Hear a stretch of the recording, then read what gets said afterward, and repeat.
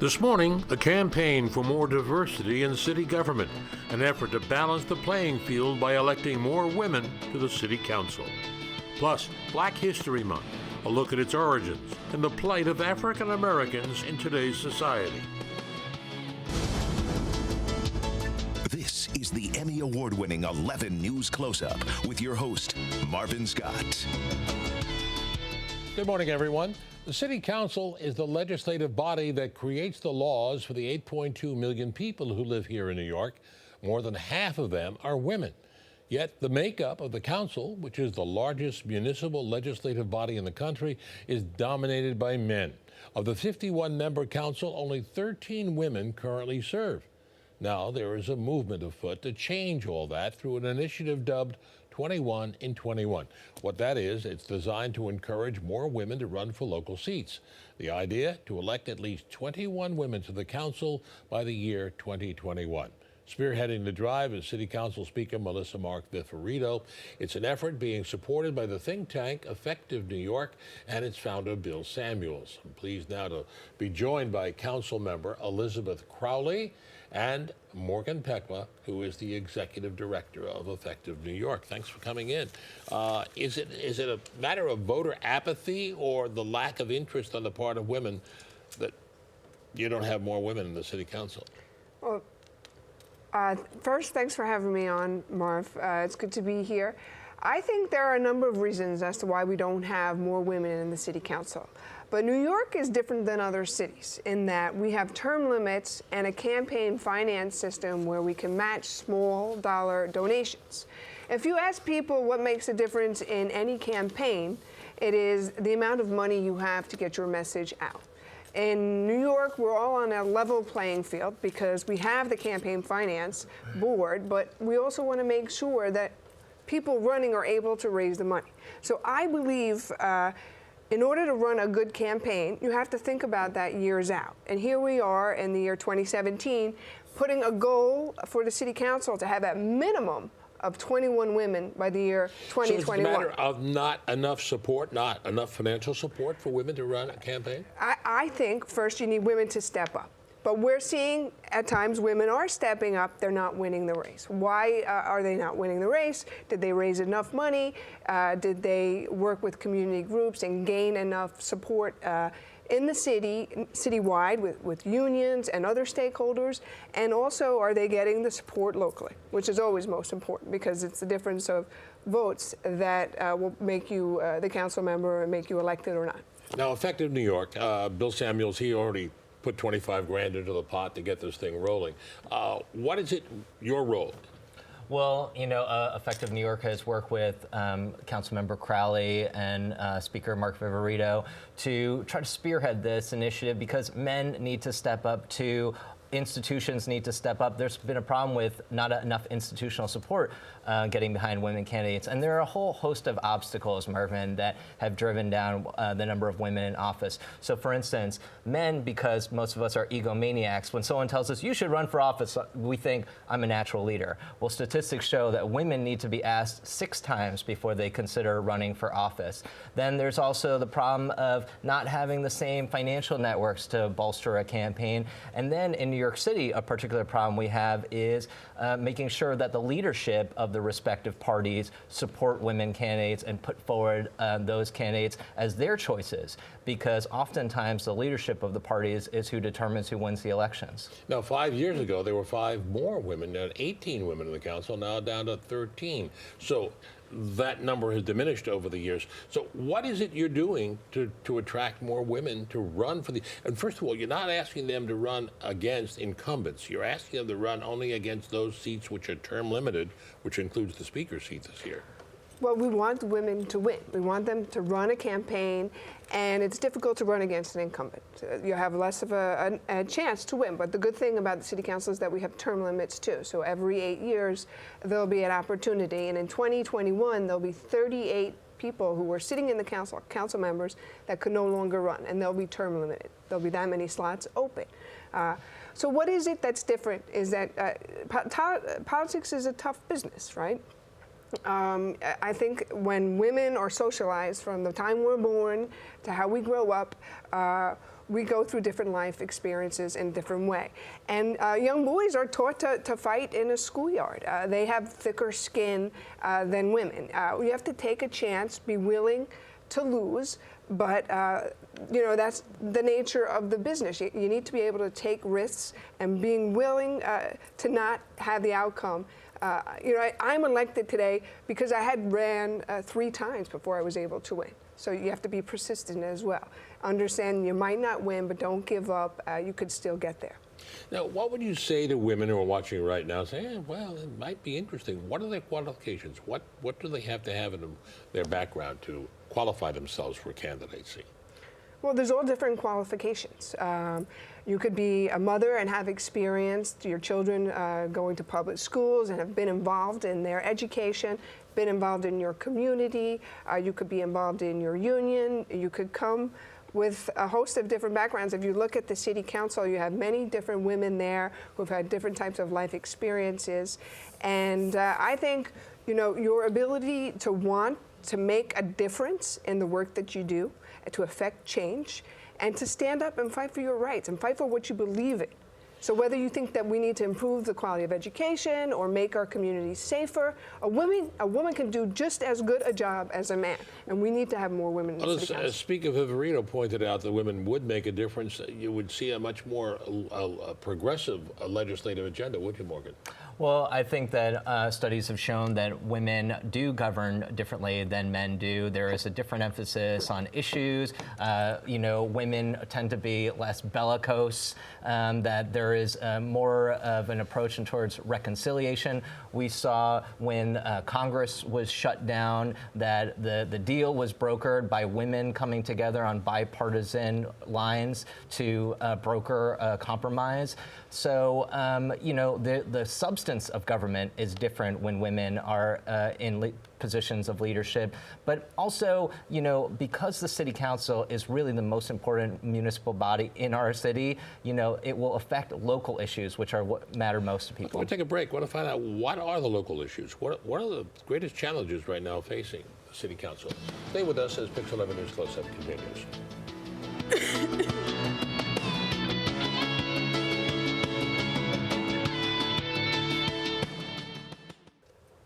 Back with Council Member Elizabeth Crowley and Executive Director of think tank Effective New York, Morgan Pehme. We're talking about the disparity in the City Council, an effort underway, an initiative to get more women on the City Council, because right now there are only, what, 13, right? There's only 13. And now 15 members, 51 members of the council. So let me talk, because one of the things that's very important is women being a role model. Leaders, women leaders being role models. What impact, if any, has the defeat of Secretary Clinton had? I know you were a delegate and a big supporter of us. I think that the Secretary Clinton ran an excellent campaign. I think that she is a strong leader with impeccable work ethic and would have been a great president. Here we are today with Donald Trump as our president. What is that doing to women? Well, we're worried. We're worried about our rights. And we are ready to fight for equal rights and to protect the rights that we have, especially our reproductive rights. And it seems that this president wants to grab our rights, and they're not up for grab. So I think that you have a lot of women standing up and saying, no, we're not going to let that happen. Not you, not us, not now. Is that going to be something that will open the door for more women to have an interest in getting involved in city government? You know, at first I was completely, and I am disappointed in Trump completely, and disappointed that Hillary is not our president. And I did think that she was going to be a leader and encourage more women to stand up and say, I could be president or I could run for office like her. But what is happening now is almost an opposite effect. Women are saying, no, you can't take that away from me. You're not going to be the face of our country or the face of elected office. It should be me. It should be me. And I think, interestingly enough, you're seeing more women get active because they're not happy. So that should be very important for your initiative to get more women to run for That's absolutely true, Marvin. You know, hundreds of thousands of women took to the streets for the Women's March in the wake of the inauguration, and hundreds of thousands of men joined them to put their voice together in solidarity. And you know, before you asked, what is this initiative trying to do? Above all, we're trying to educate people to the gross disparity in the council and representation, where it's not anywhere near 50%. It's not really at 25% right now. And if women want to be empowered and men want to empower women, one of the best things that your viewers can do today is to call up after this segment a woman who they believe should be in office and encourage them to run, because that's exactly the type of motivation and drive that we need to instill in women so that we'll have gender parity in the city council. Okay, if you've generated some interest here, where do they call? How do they go about it? What's the first step? Well, I just also want to make one point clear. Right now, we only have 13 women, but 4 of those women are term limited this year. So 2017 is an important election year, and 7 seats will be open in the city council for election. But we have the potential to go to a dangerously low number of women in the council. So we could potentially have less than 10 if we don't do something now. So right now you want 4 women who are you want 4 women to replace those 4 seats that are term limited. That's how we keep the minimum and low number that we currently have. That's why we're setting this goal for 2021. And Morgan, where should they go? Well, they can reach out to me at Effective New York, or they can get in touch with our new director of 21 and 21, Moira McTaggart, at Moira, M-O-I-R-A, at 21in21.org. Okay, let me ask something. I know you're a big supporter of Hillary Clinton's. What about this talk about her running for mayor? Anything to it? Have you had any chats with her about it? No, I haven't had a chance to speak to Hillary about running for mayor, but you know, she would be. She's an excellent leader. We have an opportunity this year to either re-elect our current mayor or seek new leadership. But right now, the only Democrat that I know that's running is our current mayor, Bill de Blasio. What's the council's relationship with Mayor de Blasio? How would you characterize it? This is an interesting question. Right now, we're in budget negotiations, so it could be very tough. Well, what about it's your sort of relationship? Like, I want this and you want that. Every council member has a different type of community to represent. So, I mean, at least today, my constituents are happy with the cleanup. Sanitation did an excellent job. Yesterday, we had over 10 inches of snow in Middle Village, Glendale. So no answer to the relationship. Look, from 1 week to the next, it could change. We have some serious issues facing our city. What's the greatest challenge the council's facing right now? I think the greatest challenge is making sure that we allocate the resources in the budget that's going to move our city forward. We have 60,000 people that are not sleeping in their homes tonight. They're in the shelter system. We need to move families out of homelessness. Letting children down, the Administration for Children's Services.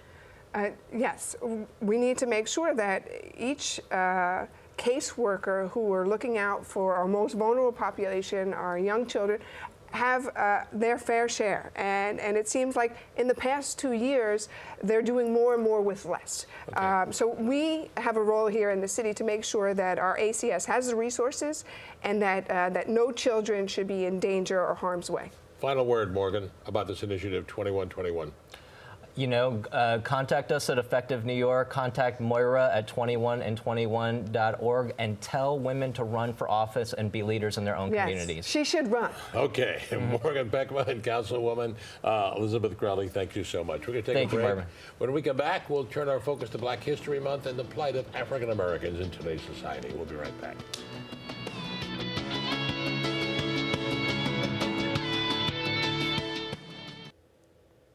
The origins of Black History Month lay in 20th century historian Carter Woodson's desire to spotlight the accomplishments of African Americans. His creation of Negro History Week back in 1926 paved the way for the establishment of Black History Month in 1976. And if you're wondering why it falls in February, which is the shortest month of the year, Here's why. It's because the month marks the birthdays of both President Lincoln, who freed his slaves, and Frederick Douglass, who was distinguished as an abolitionist. I'm pleased to be joined now by Professor Wallace Ford. He's the chair of the Department of Public Administration at Medgar Evers College. Thanks so much for coming in. It's really my pleasure. Thank you so much. Let's talk a little bit about Black History. There are some people who say they're critical of Black History Month. They said that should be celebrated throughout the year, that we're no different than American history. Well, I guess in a perfect world, of course, in which we do not reside, that might be true. But in point of fact, the history of African Americans in this country has either been deleted from most accounts of American history, or distorted, or repressed to caricatures. And so it's important, and we have to understand in 1926, it had only been, 56 years since, 51 years, excuse me, since the abolition of slavery in the United States. In 1926, there were millions of African Americans with a direct knowledge of slavery. And more importantly, when we talk about terrorism today, let us not forget that from 1876 through to the 1960s, there was a reign of domestic terror, particularly in the South, conducted by the law systems and the individuals, white individuals in America against Black Americans. And so it was important really to kind of put a stake in the ground and say, look, you know, as we talk about Black Lives Matter today, that really was what Carter Woodson was saying, that, you know, we need to talk about how Black Lives Matter and how we indeed are a real part of the history of this nation. What would you say is the relevance of the observance this year in light of the racial divide in this country and a new administration in Washington? Well, I'm only smiling because the racial divide is not new. Of course, the racial divide is as old as this country from its very origins. We see it highlighted many times when there's an instance of statistics with respect to income disparity or housing discrimination or education discrimination, police incidents as well. So what we find, for example, at Medgar Evers College, where we regularly not only celebrate Black history during the month of February, but endeavor to do that throughout the year, that it's important for people. If you don't understand the past, there's no way you can understand the present or prepare for the future. So that's why it's relevant today. What are the key issues facing African Americans in our country Well, today? you know, it depends on who you speak to, because they're in some ways there's so many, and in some ways it can be really distilled down to a very basic thing. Black Americans are still not fully included in this country's... There's great economic disparity. There's great economic disparity accompanied by great economic progress. And so we have those kinds of dilemmas that we see and real disparities. But what we find, most importantly, is not just the economic disparities, but the perceived lack of opportunity to progress. And it is very important, particularly for our young people, to understand that opportunities do exist, but for all of us to say that more opportunities need to be created. Now, you're the chair of the Black History Month Committee at Medgar Evers Yes, College. it's been my privilege to work with my colleagues. I don't run anything in that regard, but we help to coordinate the various activities. For example, during this month of February, we have cultural events with, for example, musician Randy Weston. We have writers coming in, for example, with our Center for Black Literature. We even had a professor of robotics, African-American professor of robotics coming from the University of Michigan, to talk about how there's significant progress with respect to Black Americans getting involved in the STEM professions, science, technology, and so forth. So that is that's very important. Professor, when we talk about civil rights, we immediately think of Dr. Martin Luther King. Of course. But the history, it goes way beyond that, or way back in history. Charles Woodson and Frederick Douglass. Well, yeah, I mean, look, you know, there's so many names that... Carter Woodson. Yeah, G. Carter Woodson, for example, but Marcus Garvey, for example, led the largest organization of Black Americans in history to this very date. Marcus Garvey ultimately was railroaded by the United States government and was deported to Jamaica, was where he's from. But Marcus Garvey, for example, is an important part of Black history. And if you talk to people whose grandparents lived in the 20s, for example, they will tell you that Marcus Garvey had a lot to do with bringing this notion of Black pride to the present. When we talk about history as well, Marvin, and and I don't want to be a good guest, but I have to say, Abraham Lincoln did not free the slaves. All right, the Emancipation Proclamation, which was issued in 1863, applied only to the states where the rebellion took place. So by definition, they didn't have real effect by law. But what it did was it gave a word to slaves in the South that, hey, you can be free, and a lot of people did leave. It was the beginning of the end of slavery. It was the beginning of the end of slavery, and you can give Abraham Lincoln all the credit, but this notion that Lincoln freed the slaves is just not true. The 13th Amendment to the Constitution, passed in 1865, is what actually abolished slavery, which also resulted in this the beginnings of our system of incarceration. That's a discussion for another time. Mass incarceration, that's a discussion for another time. But accuracy is important because we know that there's so many other black Americans, whether you want to talk about Harriet Tubman or talk about Medgar Evers, for example. Medgar Evers was, when we talk about voting rights and the suppression of voting rights, Medgar Evers was killed in Mississippi in 1963, just before the March on Washington, okay, because what was his big crime? He's trying to get black people the opportunity to vote. We see that battle still taking place today, and I'm very concerned. We talk about the Trump administration talking about voter fraud as being really the cover, if you will, for instituting further vote, because this non-existent voter fraud that he's talking about, the 2-3 million illegals to which he refers, is just a cover.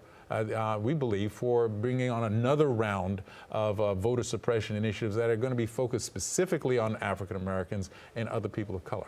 Well, thank you. It's always good to have a historian on the program to set the record straight about Abraham Lincoln. Oh, yeah. He was a good guy, don't get me wrong. Let me talk about the Black Lives Matter movement. Is that the new civil rights movement? I don't know that it's new. I mean, the statement... Do they speak for the masses of African Americans? I think they speak for any African American who at some point in time says, wait a minute, why do we have to speak in terms of the rights or the dignity or the personhood of black Americans in a specific way? Why do we have to say Black Lives Matter? Why do we have to say it? Because, in point of fact, we don't have to say White Lives Matter, because it's seen in so many different ways in terms of public policy and perception in the media and so on. However, we do need special legislation. We do need special initiatives from government and from the private sector to see that Black Lives Matter as well. So yeah, you have to say it.